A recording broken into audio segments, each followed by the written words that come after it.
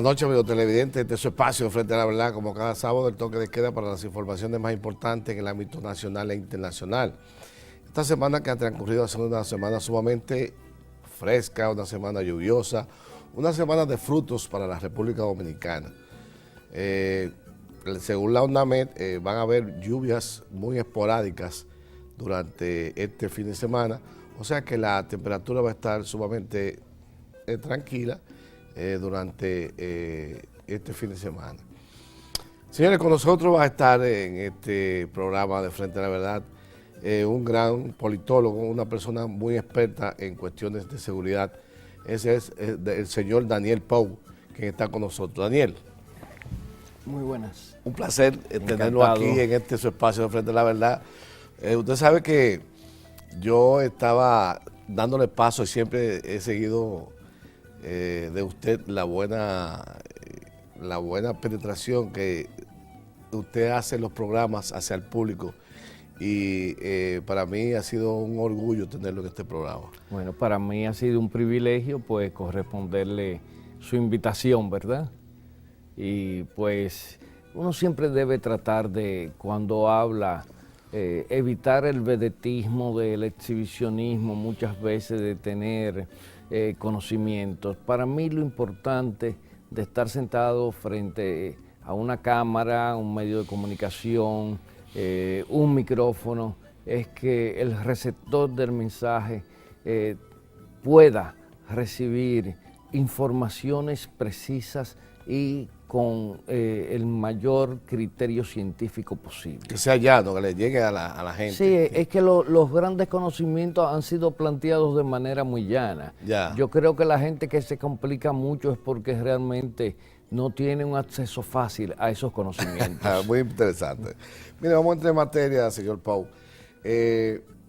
La seguridad pública que hemos vivido en estos últimos tiempos se ha proliferado en cuanto a la violencia, y nosotros queremos saber cuáles son los objetivos fundamentales, de acuerdo a su conocimiento, para erradicar este mal que nos aqueja, tanto aquí en la República Dominicana como en América Latina, sí, y en otros países. Sí, bueno, lo primero que debo decir es que siendo América Latina la región del mundo que cuenta solo con el 9% de la población mundial, produce el 33% de los homicidios que se producen en el mundo. O sea, el 9% de la población produce el 33% de los homicidios que se producen en el mundo, algo que resulta desproporcionado, indiscutible. América Latina se ha convertido a través de los años en una región muy violenta, y esa violencia tiene sus explicaciones. El primer punto es que durante décadas en el siglo XX estuvo matizado la política latinoamericana por la violencia, regímenes de fuerza en casi todos los países, debilidad de las instituciones que consagran el Estado Social Democrático de Derecho, pobreza crónica en un sector importante de la población de más de un 55%, y además sistemas de justicia muy vulnerables y endebles. Y esto pues ha construido un cóctel que potencializa los factores que producen la violencia. En nuestro país vemos que tenemos un problema de violencia social que nos abate. Y digo yo que nos abate porque la violencia social tiene orígenes multicausales. Y al tener orígenes multicausales es muy difícil usted poder diseñar políticas que sean efectivas para disminuir la violencia. Si vemos en nuestro país la tasa de homicidios, por ejemplo, vamos a tener en cuenta y vamos a encontrar que el 64% de los homicidios que se producen son producto de problemas de convivencia. O sea, en nuestro país el paso del ciudadano normal, que no es delincuente, que es una persona que en un momento determinado puede asumir una conducta violenta, se encuentra en un punto de mucha peligrosidad. Por eso tenemos también una tasa de feminicidios muy alta. Los sectores vulnerables son las principales víctimas de la violencia en nuestro país. Estamos hablando de mujeres, ancianos y niños, y jóvenes adolescentes. Cuando vemos en nuestro país esa tasa de homicidios que, si bien no es una de las cifras más altas de América Latina, es una cifra preocupante. Tenemos alrededor de 16 homicidios por cada 100.000 habitantes. Ya tenemos otros países como Venezuela, que aunque hay una disputa entre el gobierno y el observatorio de la Universidad Central de Caracas, pero en Venezuela casi se está llegando a 100 homicidios por cada 100.000 habitantes. Esa es la situación. Le iba a preguntar, los países de Latinoamérica que se encuentran con mayor tasa de violencia, ¿cuáles son? En América Latina, antes el liderazgo lo llevaba Honduras. Honduras llegó a tener homicidios focalizados, por ejemplo, en San Pedro Sula, de 160 homicidios por cada 100.000 habitantes. No me diga. San Pedro Sula lo presencié yo. La policía y la Cruz Roja salían por las mañanas a recoger los cadáveres en camiones de las carreteras. Así lo tiraban como sí, como porque saco. no había otra manera. Los grupos del delito, sobre todo de los corredores de la droga, se enfrentaban por las vías francas que ellos tenían para llegar a la frontera y poder intentar trasegar droga hasta Estados Unidos. Entonces se enfrentaban y de noche el tableteo de las ametralladoras y de armas de alto calibre era muy común percibirlo. Eso ha disminuido y hoy en día Honduras presenta una tasa inferior a Venezuela. Eso responde realmente a que se han implementado muchos planes de seguridad para tratar de revertir la situación en el contexto de una política pública de seguridad ciudadana que ha ido ganando terreno y ha ido aminorando la tasa de homicidios. Hemos visto el crecimiento también de la violencia en Costa Rica. En Costa Rica, sí.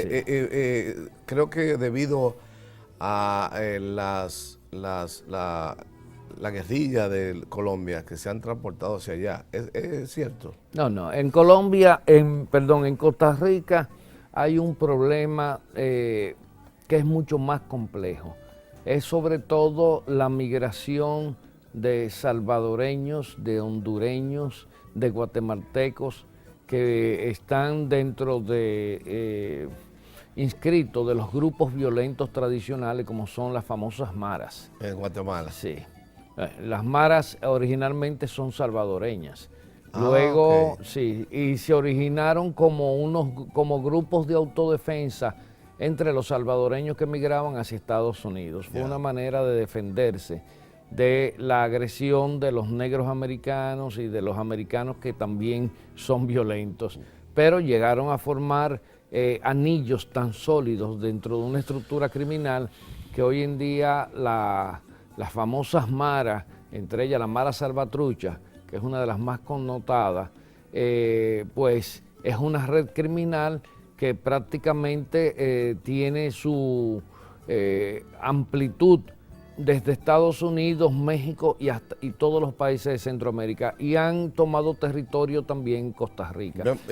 Sí. En Costa Rica también hay otro tema de migraciones, un tema muy fuerte. Bueno, en Costa Rica ya tienen hasta haitianos. No me diga. También tienen problemas con migración haitiana.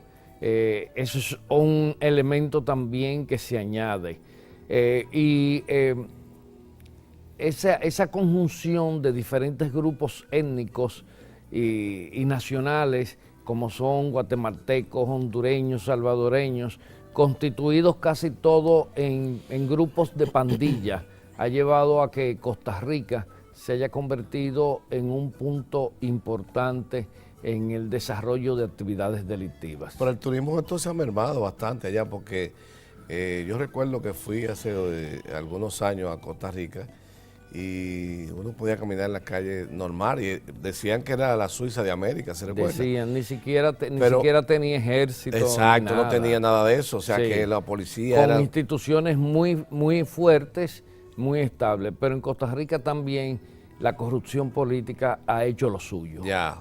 Y eso, desde el momento en que las instituciones del sistema de la seguridad y el sistema de justicia empiezan a contaminarse con los influjos de los actores del crimen organizado, entonces eso va creando condiciones favorables para que la violencia se amplifique. Oiga eso. Mire, a propósito de Costa Rica, mañana son las elecciones presidenciales allí. Sí. Ahorita vamos a hablar del tema de eso en las noticias internacionales. Entonces, definitivamente el país más violento de América Latina es Venezuela últimamente. En este momento. Porque vimos una declaración del presidente Trump donde decía que era México que mandaba. No. Bueno, lo que pasa está que hay que tomar las cosas de manera específica. Está Venezuela, está Honduras, está El Salvador. Pero lo que sucede es que México es un país inmenso, es medio continente casi. Entonces, al ser un país tan grande, con una población tan grande, cuando uno se ciñe al rigor del cálculo de las tasas, ¿verdad?, que se utilizan como indicadores para construir índices de criminalidad, pues México se queda en una posición bastante cómoda. Porque, por una situación, que esas tasas dependen de la cantidad de población por la cantidad de hechos, ¿verdad?, reñidos con los códigos penales. Hay otro problema también, y es que en México sí hay situaciones que son extremas. Hay territorios donde prácticamente prima el imperio del crimen organizado.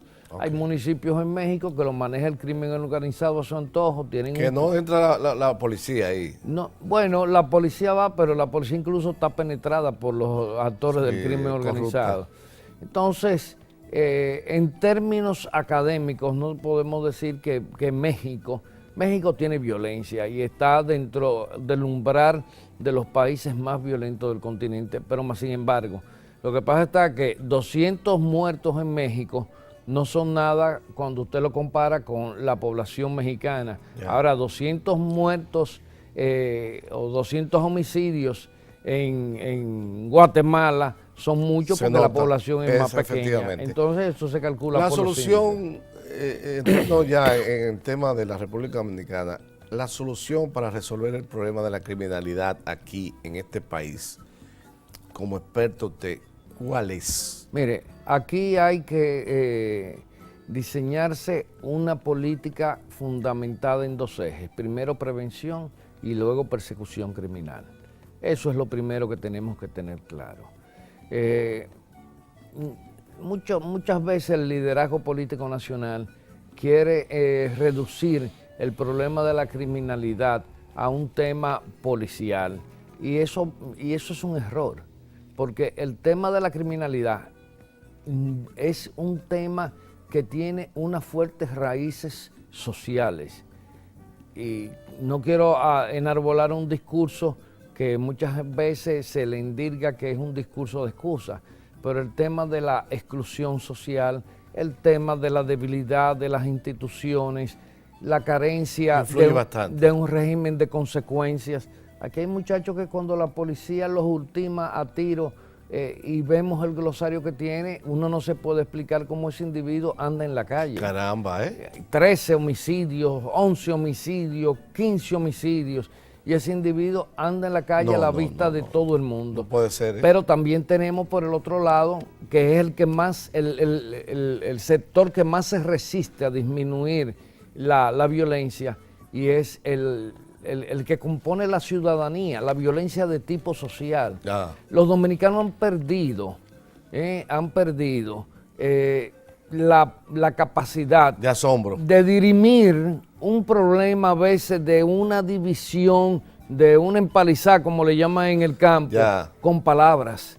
Señores, se acude a la violencia de manera inmediata. Pero los carros, lo que te choca un carro inmediatamente, de una vez saca una pistola. Bueno, hemos visto situaciones tan asombrosas como un hombre, como usted y como yo, sacara una pistola y asesinara a una señora porque le robó el carro. Eso pasó en Los Minas, aquí. Sí, nos han pasado muchas veces. Entonces, por un parqueo también. Por un parqueo, vecinos que se ven la cara todos los días. Un día terminan uno asesinando al otro por un tema de un parqueo, de una riña. Y parece que en República Dominicana no hay confianza en las instituciones. La capacidad de mediación del Estado y de establecer el orden, ¿verdad?, que por mandato del Estado Social y Democrático de Derecho se le confiere al Estado Dominicano, parece que como es tan intermitente, la ciudadanía considera ya que no tiene instituciones que sirvan para la mediación, no confía en ellas tampoco. Don Daniel, ¿cuál es el grado por el cual una persona le quita la vida a otra gente? Porque según yo he leído, primero, por cuestiones de herencia. Segundo, por cuestiones de cuerno, como le dicen aquí en la República Dominicana. Infidelidades. De infidelidades. Y tercero, por cuestiones de narcotráfico. Esas son las tres cualidades por las cuales la gente le quita la vida a otro. ¿Tengo razón? Sí, bueno, sí. La incidencia cultural es muy importante. Y ese aspecto que usted señala, celos, el sentido de posesión del hombre hacia la mujer, que concibe a la mujer como un objeto de su propiedad. Hemos visto tantos homicidios, de feminicidios. Eso es terrible. Aquí la mayoría de los hombres se resisten a aceptar que una relación amorosa, una relación de afecto con una mujer puede terminar felizmente, como muchas veces terminan las relaciones hasta comerciales entre las personas. Pero eso es de acuerdo a la falta de los valores y la falta de orientación en la familia. Mire, es un tema de construcción de ciudadanía, de déficit de construcción de ciudadanía. El problema está que en una sociedad donde el rasero que se utiliza para valorar la autoridad de una persona es la cuota de poder y no el ejercicio de los derechos ciudadanos, pues inmediatamente nos traslada de forma automática a producir conductas y actitudes que están vinculadas con el poder. ¿Y cuál es la conducta y actitud más vinculada con el poder? La violencia. La violencia, sí. Esto es axiomático. Por otra parte, como tú una persona que tiene amplio conocimiento, y saliéndonos ya del tema de la violencia y de las situaciones, de los problemas que hay en América Latina, de la delincuencia, usted como experto político, ¿cómo usted ve la situación del panorama político a presentarse en el 2020? Es muy prematuro lo que le estoy preguntando, pero más o menos ya se va acomodando la situación en cuanto al Partido de la Liberación Dominicana, en cuanto a los otros partidos políticos de la oposición, y para saber cuál es el time de esa situación y cuál es la persona más idónea para seguir los destinos de la nación. Bueno, esa última pregunta tendrá su respuesta aparte, pero hay algo que le quiero decir. Realmente en República Dominicana estamos ante una de las coyunturas políticas, en el umbral de una de las coyunturas políticas más delicadas que hemos tenido durante décadas. No me digas. Sí, y se lo voy a decir por lo siguiente. Actualmente República Dominicana tiene una grave situación de anomia social. Falta de confianza de la ciudadanía en los actores estatales que están llamados a establecer el orden de lo que es la sociedad, porque una de las responsabilidades que tiene el Estado es establecer el orden de la sociedad, y por el otro lado, la debilidad de las instituciones para asumir sus roles. Yeah. Esos son dos aspectos fundamentales. Entonces, en ese mismo contexto vemos que en vista de esa anomia que se produce, el ciudadano tampoco tiene un sentido de correspondencia y de compromiso con relación a lo que son los estamentos del Estado que deben de regir la vida ciudadana. El ciudadano se siente obligado a cumplir ni siquiera la ley de tránsito. Como vemos cotidianamente, desafían a los agentes de la autoridad del tránsito, a la misma policía, a los AMET. Señores, una ambulancia del sistema 911 tiene que ir a hacer cada servicio acompañado de una patrulla de la policía, porque si no es posible que los paramédicos que van en la ambulancia salgan lesionados frente a una situación de violencia de las que se reportan y solicitan auxilio de servicios médicos para los heridos, porque estamos en una sociedad donde se desbordan todos los paradigmas con relación a la interacción del ciudadano con las instituciones. En el término político partidista, yo le voy a hacer la pregunta, ¿cuáles serían los candidatos a regir las elecciones del 2020 que usted más o menos tiene en carpeta? Pero esa respuesta yo la quiero después de la pausa. ¿Verdad? Usted me da el permiso. Claro. Señores, vamos a una pausa. En breve volvemos. Estamos hablando con el señor Daniel Pou, quien es un gran experto en políticas públicas y de seguridad.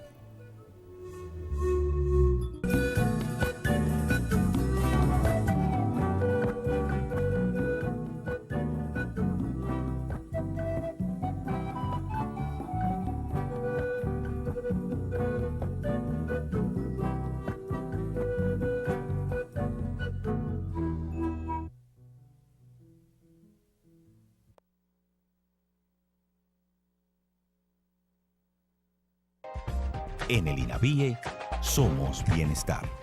Jornada extendida. Como forma de seguir fortaleciendo el programa de jornada extendida, el Ministerio de Educación, a través del Instituto Nacional de Bienestar Estudiantil, invierte más de 17.200 millones de pesos para un porcentaje de 92% de la asignación anual en leche, jugo, almuerzo escolar, desayuno escolar y merienda escolar, estimulando a las pequeñas y medianas empresas, dándole paso a la creación de miles de empleos en beneficio de la economía familiar, beneficiando a 2.700.000 niños, devolviéndoles la esperanza al estudiantado de toda la geografía nacional. En el INAVIE somos bienestar.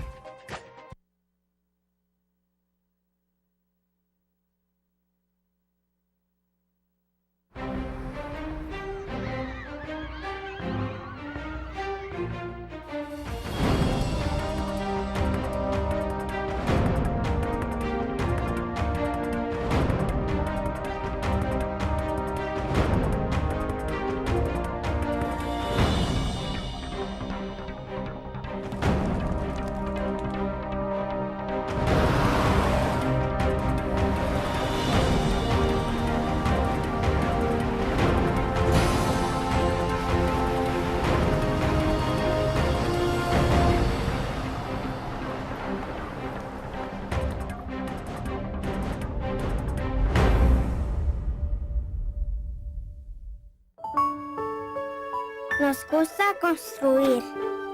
Nos gusta trabajar en equipo.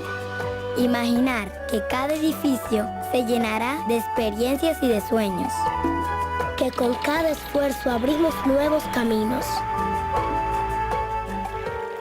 Sabemos que también hay dificultades. Y a veces hasta tenemos que empezar de nuevo. Pero siempre estamos dispuestos para ayudar allí donde nos necesiten. Nos gusta crear proyectos que duren toda una vida. Nos gusta construir juntos para la República Dominicana. Ministerio de Obras Públicas y Comunicación. Más que obras, somos servicios.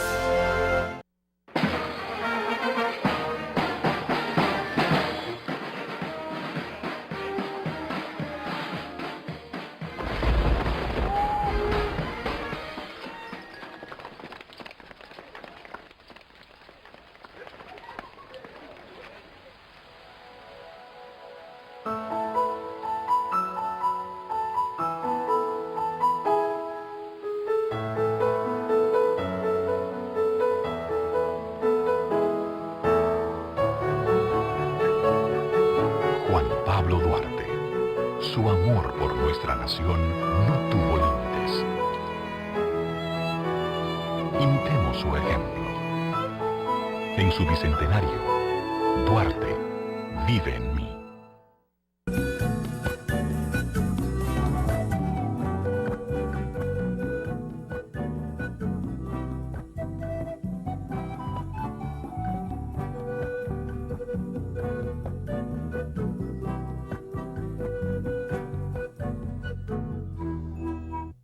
Bien, señores, estamos aquí de nuevo en este espacio de Frente a la Verdad, como cada sábado, el toque de queda para las informaciones más importantes en el ámbito nacional e internacional. Tenemos, señores, con nosotros al señor Daniel Pou, quien es experto en política pública y de seguridad. Ahorita, antes de irnos a la pausa, le preguntamos, señor Pou, sobre cuáles son para usted los candidatos que podrían correr en las elecciones venideras en el 2020. Sí. Mire, hace un instante usted me preguntó en torno a la coyuntura. Yo le decía que era la coyuntura del 2020 a la cual nos aproximamos de manera gradual. Es una coyuntura muy delicada. Creo que en términos electorales es quizás la coyuntura más delicada que hemos tenido en las últimas décadas. ¿Por qué? Primero, porque el sistema electoral dominicano carece de normativas sólidas para poder enfrentar un proceso electoral que promete ser muy disputado.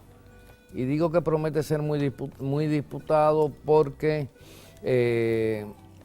hay partidos que se están robusteciendo, hay situaciones bastante delicadas dentro de los dos partidos principales que hay en República Dominicana y por qué no decirlo, quizás partidos como en estos momentos de los partidos grandes, el único partido que muestra una situación estable es el PRD. El reformismo tiene también un movimiento telúrico dentro que enfrenta a Quique Antún y Rogelio Henao con Ito Bisonó, y que a pesar de que ya se han producido sentencias del Tribunal Superior Electoral, pues se siguen produciendo escaramuzas. Hay una división inminente ahí. Sí, entre los dos sectores.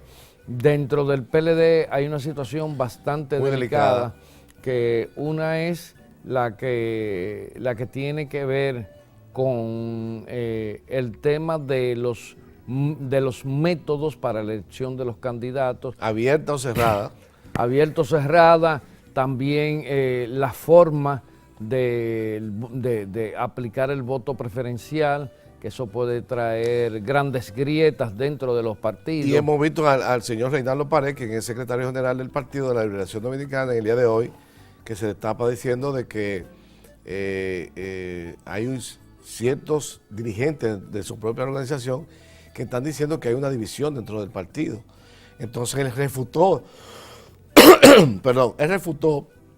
a esos dirigentes con una nostalgia o con una energía. Usted sabe cómo es. Yo conozco bien al doctor Reinaldo Pared, sí. Somos amigos de juventud. ¿Qué le merece esa opinión de Reinaldo? Bueno, lo primero está que no es innegable que dentro del Partido de la Liberación Dominicana hay una crisis que ha ido tomando fuerza en la medida en que se va acercando el próximo periodo electoral, por una situación muy sencilla. Primero porque no está claro que el actual presidente quiera y pueda ir como candidato para el próximo torneo. Que a propósito salió durante esta semana unas encuestas donde sí, dan un empate técnico al presidente de la República, el licenciado Danilo Medina, y al presidente Leonel Fernández. Entonces, se ve de que la gente ha aceptado el buen trabajo que ha hecho el presidente de la República, el licenciado Danilo Medina. Indiscutiblemente que... Con esa visita sorpresa, con el presidente Danilo Medina es un hombre que llega mucho. Primero porque humilde. Es una persona humilde, es una persona que ha hecho una agenda paralela en el Estado para los sectores más desposeídos de nuestro país, más vulnerables, los más olvidados, trascendentalmente más olvidados. Y, aunque la oposición no lo reconozca, pero tenemos que nosotros bueno, reconocerlo, porque es la realidad. Lo que pasa es lo que pasa está que lamentablemente en República Dominicana muy pocos políticos son hombres con perfiles para ser hombre de Estado. Ese es uno de los graves problemas que tenemos en República Dominicana. Porque el hombre de Estado no se crece con la descalificación del adversario. El hombre de Estado se crece con las propuestas que puedes realizar y que formen parte inequívoca de la agenda ciudadana. ¿Usted cree que con esto de Punta Catalina, cuando se concluya Punta Catalina, que la energía baje, cuando se termine la reorganización del mejoramiento social, cuando se amplíe el 911 que ha sido exitoso, cuando se termine la circunvalación de la capital y otras circunvalaciones, cuando se termine la reconstrucción de los hospitales, cuando se termine el metro, cuando se termine el teleférico y otras carreteras como la de Puerto Plata a Navarrete. Cuando se recupere el barrio Domingo Sabio. Que el Domingo Sabio, sí, eso dije. Guandules y La Ciénaga. Efectivamente. Sí. ¿Usted cree que el presidente Danilo Medina, el pueblo, tendría la oportunidad de exigirle? Porque usted sabe que ningún presidente se gobierna, sino el pueblo dominicano es quien quita y pone los presidentes. ¿Usted cree que el pueblo dominicano, con todas esas obras que serían de gran prioridad para la República Dominicana y para la masa más desposeída, tendría una gran oportunidad otra vez el presidente Danilo Medina de reelegirse? Sí, yo creo que las obras siempre catapultan y propician condiciones de repostulación para los presidentes. Pero el presidente Danilo Medina tiene un desafío que es más sustancial, que gravita mucho dentro del imaginario de la clase media. Y le voy a decir por qué. Cuando usted observa y toma las estadísticas de los 3 últimos procesos electorales en República Dominicana, se va a dar cuenta que la franja del voto no comprometido se ha ido ensanchando. Y por las proyecciones que hemos realizado algunas personas que trabajamos lo que es ese espectro de la actividad política que son los procesos electorales, es posible que en el 2020 el partido mayoritario sea el partido de los votos no comprometidos, que posiblemente alcance entre un 40 a un 42%. Y esa franja de votos no comprometidos es la franja que va a decidir las elecciones. O sea, que usted casi corrobora conmigo en el sentido de la reelección del presidente Danilo Medina. Bueno, él podría hacerlo, claro. Habría que ver cómo estaría la situación, el costo que tendría para él, el costo que tendría para el Partido de la Liberación Dominicana y el costo que tendría para la sociedad dominicana. El caso de Leonel Fernández. Hemos visto que Leonel Fernández quiere otra vez ser presidente de la República. Ya lo ha hecho en 3 ocasiones, ¿verdad? Entonces, vemos también un Hipólito Mejía dentro del Partido Revolucionario Moderno, sí, y a Luis Abinader, que también quieren optar por esa posición también. Entonces ahí caer con relación a las primarias, si son abiertas o si son cerradas, que el presidente Leonel Fernández cuando fue reelegido, fue en base a unas elecciones internas abiertas, ¿se recuerda? Y también el presidente el candidato presidencial del PRM, Luis Abinader, también fue en elegidas abiertas y ellos ahora se niegan a que sea abierta porque no les favorece, mientras que a Hipólito Mejía y al propio Danilo Medina les favorece que sean abiertas las... Sí, lo que pasa está que, mira, recientemente estuvo por el país Daniel Sobato, uno de los principales expertos a nivel global sobre temas de elecciones. Yo estuve conversando porque uno de los grandes temas que yo he trabajado dentro de mi haber profesional ha sido el tema de partidos políticos. Todos los expertos tenemos cierta reserva con el hecho de que las elecciones sean las elecciones, las primarias de los partidos sean abiertas, porque consideramos que el gran privilegio que tienen los militantes políticos es el de elegir a los candidatos y hacer las propuestas en términos de candidaturas de sus partidos. Yeah. Entonces, esto les restaría protagonismo a la militancia política. Entonces, porque si yo voy a ser militante de un partido, trabajando sin retribución, con sacrificio, y voy a tener el mismo derecho al momento de elegir los candidatos de mi partido que un señor de a pie que pasa por ahí, que nunca ni siquiera ha mirado la fachada del partido, eso crea ¿verdad? Un cierto resentimiento. Sí. Entonces, desde ese punto de vista, yo coincidí con Sobato cuando estuvo aquí, de que el tema de la escogencia de candidatos debe ser un tema intrapartidario. Exacto. Mire, a propósito, el problema, cambiando de tema, porque el tiempo se nos agota, yo quería preguntarle a usted con relación al problema haitiano.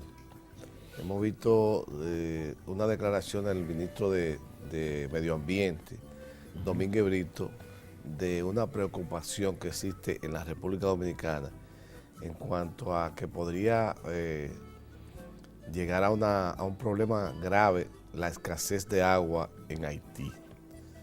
Y él se manifestaba que eso no podría perjudicar grandemente la situación. E inclusive ahí tenemos también algo que yo le traje a usted y a los amigos televidentes para compartirlo, sobre un caso de África del Sur, que creo que en abril sería lo último en cuanto a la distribución de agua se refiere. ¿Qué le parecería a usted en esta situación que ha declarado Domínguez Brito de la escasez de agua de Haití, que nos va a perjudicar a nosotros? Mire, el proceso de deterioro de la calidad de los suelos en Haití es un problema que ya desde hace décadas el propio Jacques Cousteau, aquel investigador submarino francés que andaba por el mundo en aquel barco de investigación que todos conocemos, pues había llamado la atención sobre la depredación que se había producido en Haití, no tan solo de las zonas verdes en el territorio haitiano, sino incluso dentro de la propia costa haitiana. Habían arrasado los corales, todos los nichos donde se reproducían las especies marinas. En Haití lo han arrasado todo. ¿No va a perjudicar grandemente eso? Sí. Mira, indiscutiblemente que es una alerta importante y oportuna la que hace el señor ministro de Medio Ambiente, porque República Dominicana tiene que tomar, es el vecino más inmediato de Haití y somos realmente el recurso más inmediato de los haitianos para tratar de resolver su tema. Yo traigo un trabajo ahí para que usted lo vea y la población también para compartirlo. Adelante, señor director, vamos a verlo. Empeñan a negar el cambio climático, tal vez les vendría bien darse una vuelta por Ciudad del Cabo o Cape Town, allá en Sudáfrica, la segunda población más grande de ese país. El próximo 12 de abril se va a quedar sin agua y se convertirá en la primera ciudad del mundo a la que le suceda esto. 3 años seguidos de sequía tienen la culpa y ahora los residentes hacen todo lo posible para revertir la situación y posponer aquel día cero. Están reciclando el agua para descargar los inodoros, se duchan en 90 segundos y ahora llevar el cabello sin lavar pues es signo de responsabilidad social. Esto fue lo que nos dijo una residente de la ciudad. Felicidad, en este momento estamos en una situación bastante complicada. Solamente estamos autorizados a utilizar 50 litros de agua al día, pero a partir del 1 de febrero vamos a poder utilizar solamente 25 litros de agua por persona. Normalmente el uso es de 300 litros de agua al día por persona, es decir que hemos reducido considerablemente el consumo y tenemos que ser recursivos. Cuando nos bañamos tenemos que utilizar baldes, utilizar el agua sobrante para descargar los inodoros. El jardín, como se puede ver, ya no se puede regar. Los niños están siendo instruidos en los colegios de las escuelas de cómo utilizar mejor los recursos. Podemos lavar solamente la ropa 2 veces a la semana pero eso de alguna manera se está concretando en iniciativas de las personas para ahorrar este recurso y generar invenciones y maneras para evitar el día cero, que sería a partir del 1 de abril. Ya lo ve, esto es realidad, esto no es ficción. Van a poder usar solo 50 litros de agua al día. Hoy en día, para que tenga una idea, usted en Estados Unidos probablemente consume un promedio de 300 litros al día. Es muy importante que seamos conscientes de nuestro uso, nos va a pasar lo mismo. Cierre la llave cuando se lava los dientes, ciérrela cuando está lavando los trastes. Seamos responsables. Bien, señor, ustedes vieron ahí, usted vio ahí esa situación de África del Sur. Casi, ustedes saben que África del Sur tiene una relación también con Haití y que son depredadores también, así. Bueno, de tiro.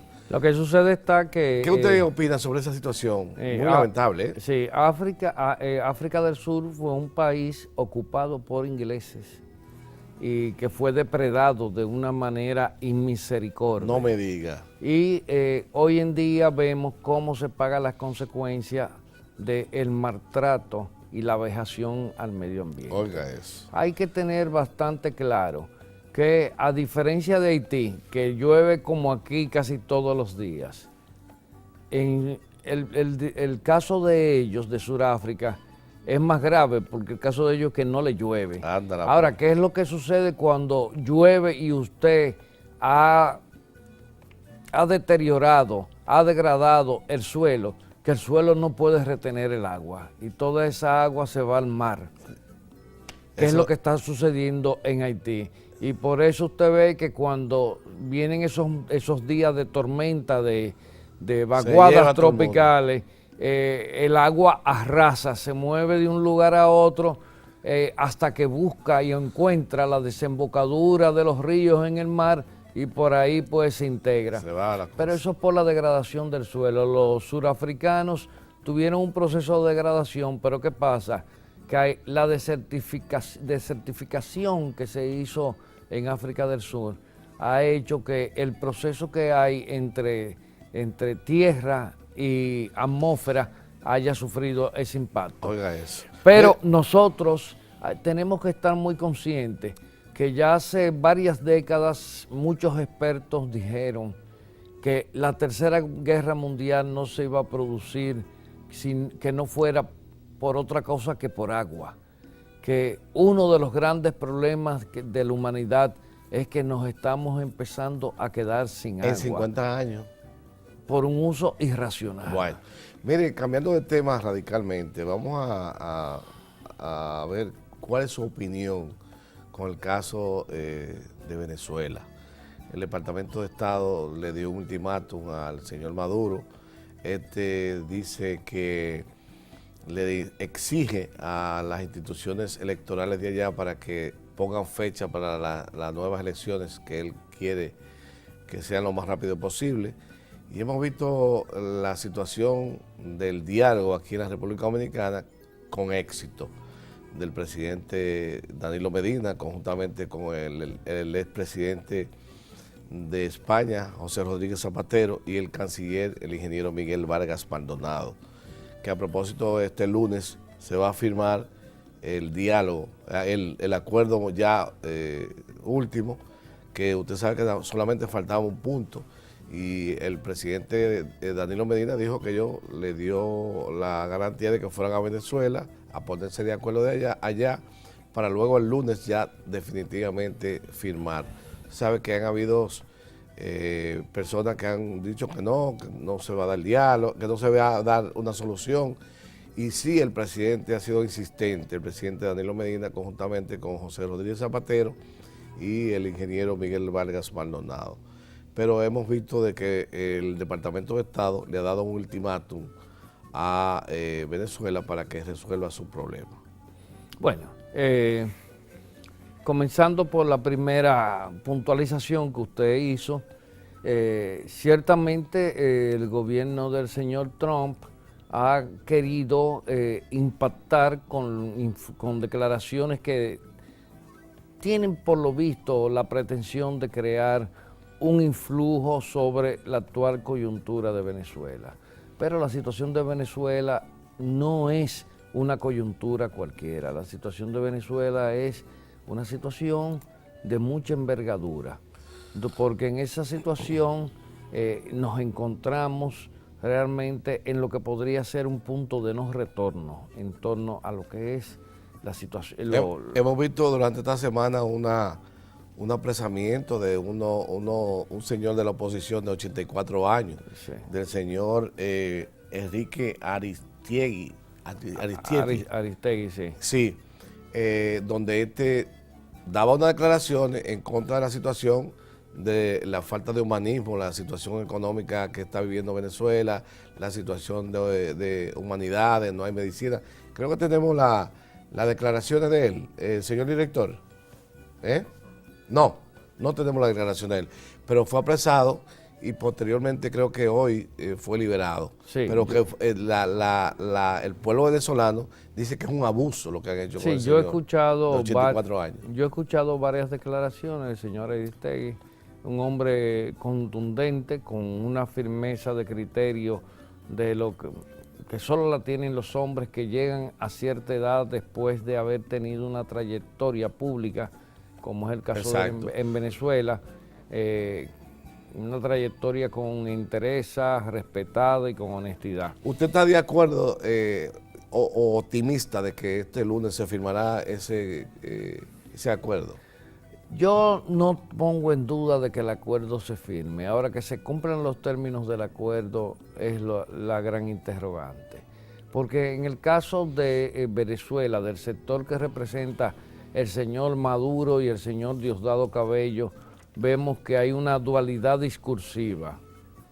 Una, por lo visto, para complacer lo que es el entorno internacional con relación a al gesto de civilidad y de niveles de tolerancia que debe exhibir un Estado frente a una situación así.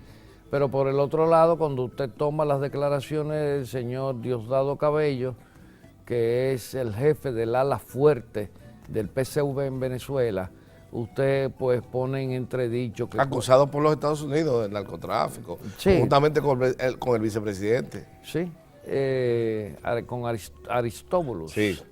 Entonces, una situación muy difícil. Sí, una situación muy difícil, pero por lo visto, y yo lo entiendo de esa manera, el gobierno de Venezuela, con esta negociación, lo que ha estado tratando de ganar tiempo. Exacto. En política, ganar tiempo es una habilidad que pocos tienen, pocos logran y pocos saben utilizar. Miren lo que exige él está exigiendo de que el organismo que rige las elecciones de allá, el Consejo Nacional Electoral, que ponga una fecha lo más rápido posible. Sí. Mire, a propósito de que el presidente de la República ha estado insistiendo conjuntamente con el expresidente Rodríguez Zapatero y el canciller de la República, Miguel Vargas Maldonado. Yo quiero compartir con usted y con la población la agenda del presidente durante esta semana. ¿Qué le parece? Excelente. Adelante, señor director.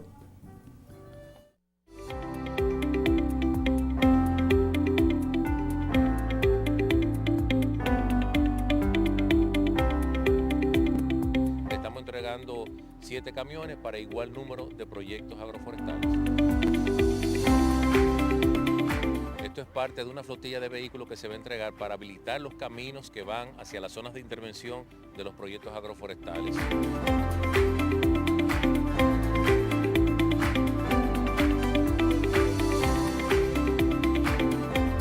La independencia está bien ahí, echando para adelante. Y más con estos proyectos que el presidente de la República, licenciado Danilo Medina Sánchez, tiene una visión tremenda. Hoy con Móvilo estamos recibiendo un camión que va a ser de bastante beneficio para dicho proyecto. ¿Tú sabes lo que es meter el presidente en estos proyectos donde hay personas que verdaderamente lo necesitan? Este presidente hay que adorarlo.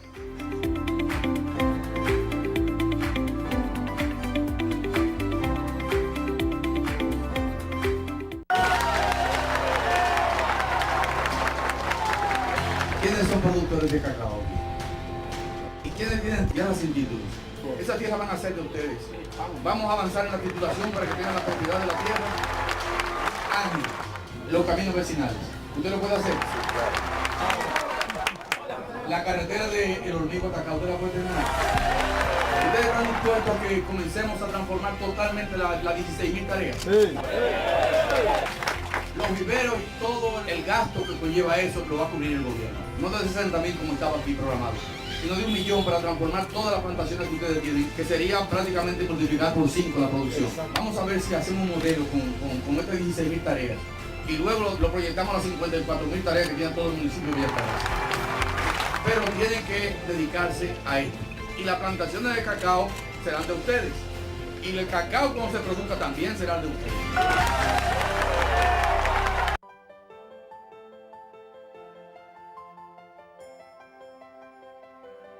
Le hemos solicitado al señor presidente Danilo Medina Sánchez este regalo para la Iglesia Católica de San Pedro de Macorís para ofrecer un servicio pastoral al pueblo de San Pedro de Macorís y a la provincia de Atomayor con sus municipios. Reconocemos que se hizo en tiempo récord, que la solicitamos en el 2016 y ya en enero de 2018 estamos dándole un sí al pueblo, un sí a la iglesia sobre este proyecto. ¿Por qué no expresar la alegría? Estamos alegres. Nosotros como iglesia queremos ser eficaces, queremos llegar más lejos. Y muchas gracias de corazón por el apoyo que a esta diócesis usted y su gobierno le ha venido prestando.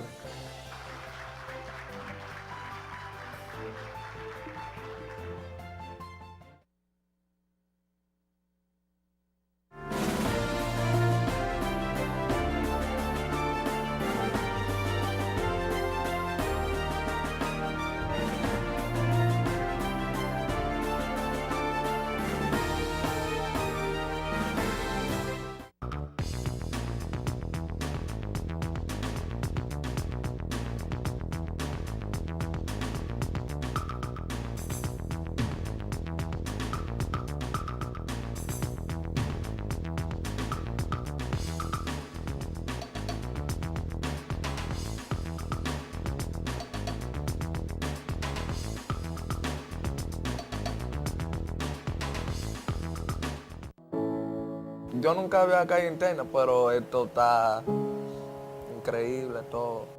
Teníamos un hospital que está hecho de hace 50 años, el cual tenía pabellones como salas de internamiento. Hago una clínica 20 veces. Fue en la clínica y aquí fue que estamos sanos ya, gracias a Dios. Es más cómoda porque tenemos pacientes que están en habitaciones de 2 camas y habitaciones de 1 cama. O sea, es más comodidad, más privacidad, que es algo, un derecho que le asiste a los usuarios. Tenemos una cartera de servicios completa en todo lo que es el hospital. Danilo que hizo algo increíble con el hospital, porque si no había estado así, yo creo que yo había estado muerto.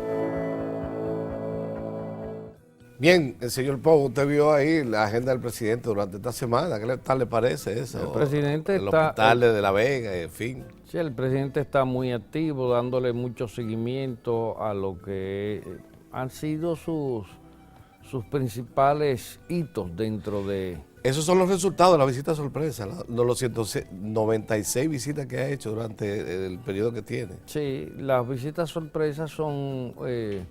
yo diría que un instrumento interesante. Sí, que no descansa, trabaja 24/7. Mire, a propósito, vamos a las noticias internacionales ya rápidamente, que nos queda muy poco tiempo. Yo quiero preguntarle con relación a lo que está pasando en el mundo. Primero en Ecuador, ¿ha visto usted el problema de Correa conjuntamente con el presidente de allá? O sea que hay una división. Y a Correa llegó los otros días, le hicieron un show y hasta le tiraron materia fecal a la guagua, a la lipeta de él, en fin, hubo un problema grave. ¿Qué tal le parece a usted? Sí, bueno, desde que el actual presidente tomó el mandato en Ecuador, inmediatamente la fisura entre él y el señor Correa se hizo evidente. Pero entendemos de que Correa lo apoyó a él. Correa lo apoyó a él, pero ese fue un matrimonio que duró solo unos días. Y mire el caso de Odebrecht con el vicepresidente. Correcto. Sí. Entonces, el tránsito está difícil. Sí. Por otra parte, la situación de Honduras con el presidente Hernández. Un presidente que después de un proceso electoral... Se le muere su hermana en un helicóptero también. Sí, también. Bueno, esa es la parte lamentable. Pero lo que es más lamentable es que un proceso electoral que fue interrumpido en su desarrollo para luego presentar una desventaja a una oposición que llevaba una ventaja notoria, pues ha dejado mucha suspicacia y es un gobierno que va a estar acusado de ilegitimidad siempre, desde el principio hasta el final. Sí, el caso de Perú ahora, otra vez, dicen que... el señor PPK. PPK. Y la alianza con el sector de los fujimoristas, un sector de los fujimoristas encabezado por Keiko, que fue resistente a hacer alianza con él. No quería. Más sin embargo, su hermano fue que logró hacer la alianza que favoreció con los votos para que el presidente no fuera cesado en la función. El presidente Trump, que ha dado ya el visto bueno al FBI para que saque los papeles de Rusia. Bueno, yo creo que el presidente Trump debe haber dado una instrucción paralela para que sean seleccionados algunos papeles. Don Daniel, ha sido un placer tenerlo aquí. El placer es mío. Se nos quedaron varios temas importantes. Bueno, pero una próxima invitación. Usted tiene abierto este programa, es suyo. Muchas gracias. Para mí ha sido un gran placer tenerlo aquí en estos espacios de Frente a la Verdad. Señores, hemos concluido esta noche en este su espacio de Frente a la Verdad, no sin antes decirle que el próximo sábado estaremos con ustedes dándoles las informaciones más importantes en el ámbito nacional e internacional. Buenas noches.